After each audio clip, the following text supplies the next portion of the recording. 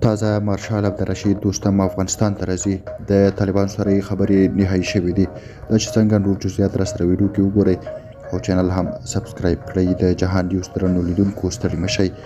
د افغانستان د سیاسي سرچینو له مخې مارشال عبدالرشید دوستم او د طالبانو حکومت ترمنځ د اوږدمهاله خبرو اترو په پایله کې یو تاریخي تړون نهایي شوی دی. د دغه خبرو موخه د ملي یووالي د ټینګښت او د هېواد د سیاسي ثبات راوستل وو. راپورونه وایي مارشال دوستم به په نږدې راتلونکي کې کابل ته راستون شي او په کابل کې د طالبانو حکومت او نور سیاسي مشران به یې په لوړ پوړو کې تود هرکلی وکړي. د دې تړون په اړه ویل کېږي چې له څو مهمو مادو څخه تشکیل شوی چې یو له هغو څخه د دوستم او د هغه ملګرو سیاسي ګډون ته د زمینې برابرول دي.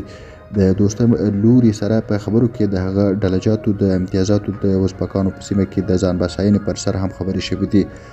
د راپورونو له مخې دواړو لورو ژمنه کړې چې د پخوانیو جنګي وختونو ترخې تجربې به هېرې کړي او یو ګډ سیاسي او ملي دریځ به پر مخ وړي. د خبرو په پایله کې د طالبانو حکومت د دوستم یو شمېر مهمې غوښتنې منلې دي چې پکې د شمالي ولایتونو د امنیت او اداري واک برخه کې ځانګړي صلاحیتونه ورکول هم شامل دي.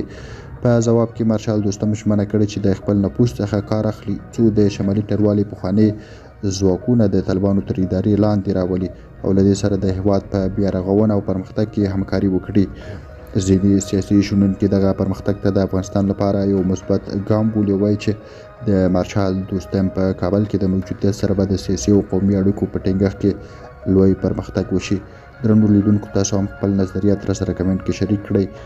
له ملتیا مو مننه. ښه وخت ښه شوی.